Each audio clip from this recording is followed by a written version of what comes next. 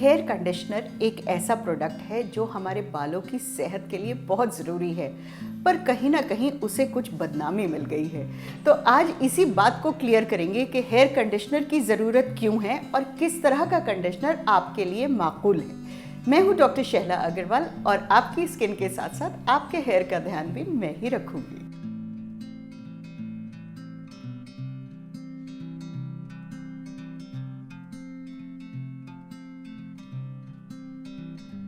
हमारे natural hair जो है उनमें एक ऑयल ग्लैंड सिस्टम होता है। हर बाल की जड़ में एक ऑयल ग्लैंड होता है जो ऑयल प्रोड्यूस करता है। वो ऑयल पूरे बाल पे अच्छी तरह डिस्ट्रीब्यूट हो जाता है, तभी हमें हर 3-4 दिन बाद बाल धोने की ज़रूरत पड़ती है, बिकॉज बाल चिपचिपे हो जाते हैं। अब हुआ ये है कि हम लोग इतनी चीज़ें इस्तेमाल करने लगे हैं। हम हेयर कलर इस्तेमाल कर रहे हैं, हम हेना इस्तेमाल कर रहे हैं, ब्लो ड्राई कर रहे हैं, पर्मिंग कर रहे हैं, रीबॉन्डिंग कर रहे हैं, तो हेयर का जो नेचुरल स्ट्रक्चर है वो बिल्कुल ख़त्म हो गया है।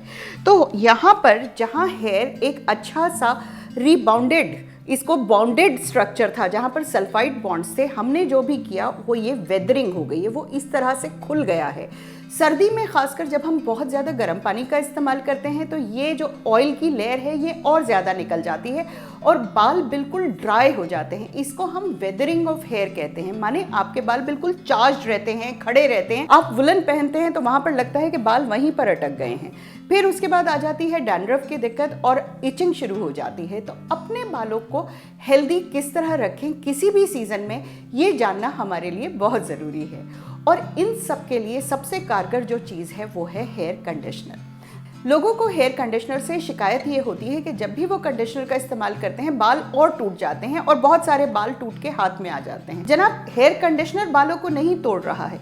जो बाल टूटे हुए थे, क्योंकि वो एक चिपचिपा प्रोडक्ट है, जब आपने हेयर कंडीशनर लगाया तो वो बाल चिपक के आपके हाथ में आ गए। हेयर कंडीशनर का इसमें कोई लेना देना नहीं है। ये इसलिए हो रहा है कि आपके बालों की स्ट्रेंथ नहीं है, जो एक अलग मौजू है, एक अलग टॉपिक है। बालों में जब आप बाल धो रहे हैं, उस शैम्पू करने के बाद अपने बाल में उंगली इस तरह कीजिए। अगर आपकी उंगली अटक रही है तो इसका मतलब है कि आपके हेयर को कंडीशनर की ज़रूरत है, उसमें ऑयल की जो मात्रा है वो काफ़ी कम हो गई है। अब आपने क्या करना है कि हेयर कंडीशनर अलग अलग चीज़ों में, अलग अलग बालों के लिए अलग अलग इस्तेमाल होता है।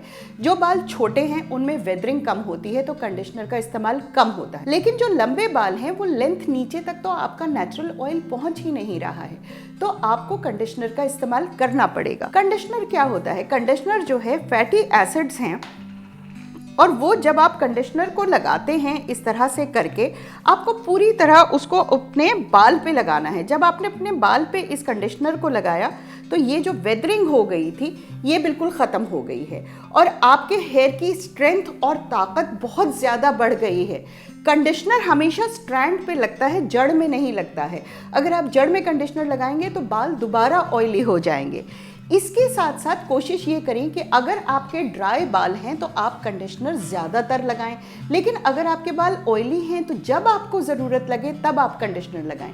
सर्दी में हमेशा वंस अ वीक लगा लेना चाहिए, क्योंकि गर्म पानी जो है वो बालों से ड्राइनेस को बढ़ा रहा है। उसके अलावा कर्ली बाल जो होते हैं वो बहुत ज़्यादा ड्राई होते हैं, तो फिजी हेयर के लिए अलग से कंडीशनर आता है। फिर सवाल ये आता है कि जनाब ये जो शैम्पू कंडीशनर दोनों आ रहे हैं तो इनमें क्या बुराई है?